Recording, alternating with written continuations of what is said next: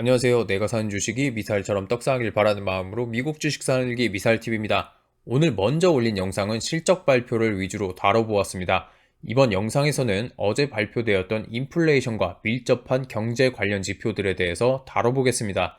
이전 영상에서 경제 관련 지표들까지 포함했다가는 영상이 너무 길어져서 아예 다른 영상으로 만들게 됐습니다. 그럼 지표들을 한번 살펴보겠습니다. 가장 먼저 S&P와 코어로직이라는 회사가 발표하는 케이스-실러 주택가격지수가 발표되었습니다.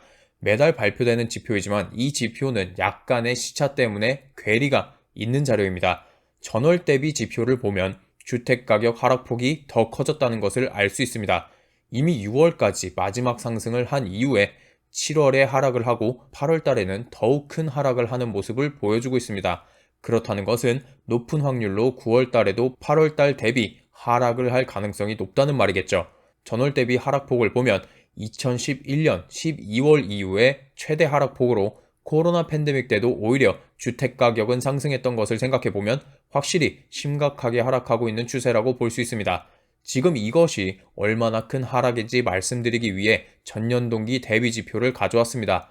오히려 팬데믹을 기준으로 상승을 시작했고 올해 초부터 급격하게 계단식으로 떨어지는 모습을 보이고 있습니다. 7월 달에는 약 14%로 8월 달에는 12% 정도로 나오고 있고 다음 달에 발표될 9월 지표는 정도가 심하다면 한 자릿수로 발표될 수도 있을 것 같습니다.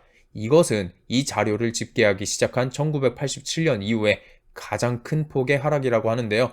이 정도면 연준이 지금 목표로 하고 있는 경기 성장 둔화, 부동산 시장 침체가 실제로 강하게 일어나고 있다고 말할 수 있을 겁니다.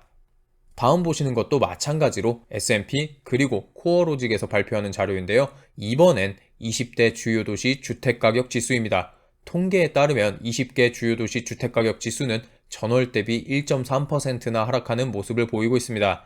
이것도 역시 2009년 3월 이후에 13년 만에 최대의 하락이라고 볼 수 있습니다. 다음으로 미국 20대 주요 도시의 전년 동기 주택가격 지수를 보면 7월 달에는 16%, 8월 달에는 13%로 나오는 것을 확인할 수가 있는데요.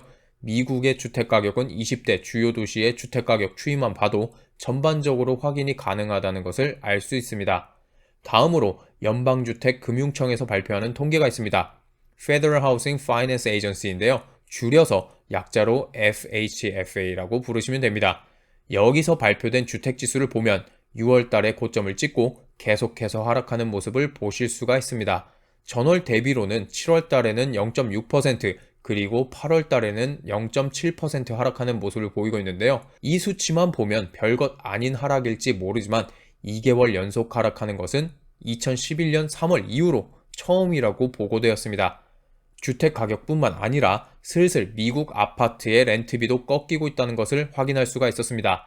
다른 지표들처럼 코로나 팬데믹 때부터 지속적으로 상승한 것은 아니지만 인플레이션 문제가 심각하게 대두되던 시점이었던 올해 초부터 지속적으로 상승하던 렌트비는 8월 이후에 9월, 10월 연속으로 하락하며 10월 말 기준으로 전월 대비 0.7% 하락하는 모습을 보였습니다.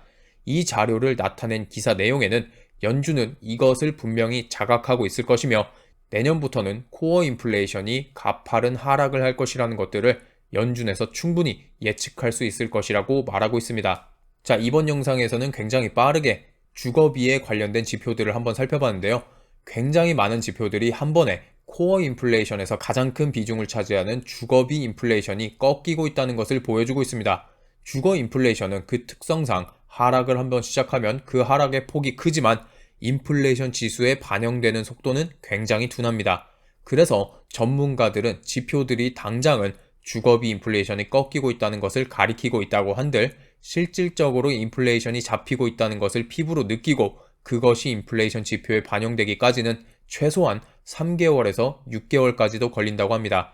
지표들은 대부분 7월부터는 주거비 관련 지표들이 하락세로 전환되고 있다고 말하고 있습니다. 그렇다면 전문가들의 말을 적용했을 때 빠르면 올해 말 CPI 지수부터는 코어 인플레이션이 둔화되는 모습을 볼 수도 있습니다. 하지만 투자자인 우리들의 입장으로서는 리스크 관리 차원에서 보수적으로 접근하는 것이 좋습니다. 주식시장에서 속단하는 모습은 망하는 지름길이기 때문입니다. 그래서 저는 내년 초부터는 조금이라도 코어 인플레이션이 잡히는 모습이 보이지 않을까 싶습니다.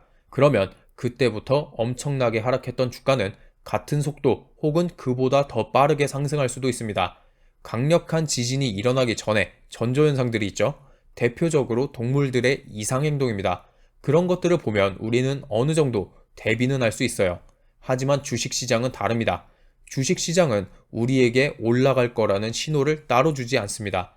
많이들 무릎에서 사면 되지. 하지만 언제가 무릎인지 알 수도 없고 그 무릎에서 올라탈 시간조차 주지 않을 때도 있습니다. 항상 주식시장은 그 어떠한 지표보다 몇 개월 빠르게 먼저 움직입니다.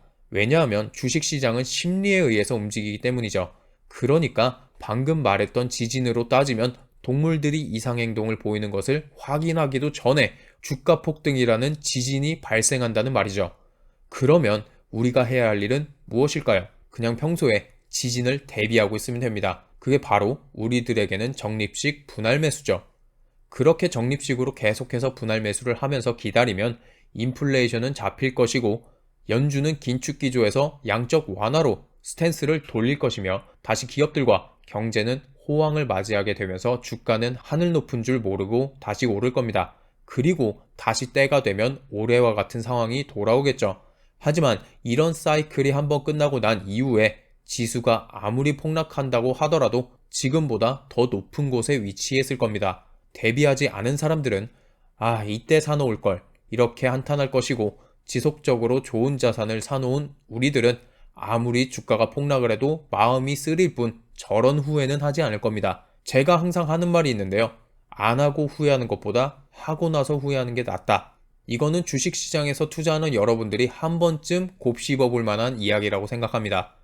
자, 오늘 영상은 여기까지고요. 두 번째 영상도 시청해 주셔서 감사합니다.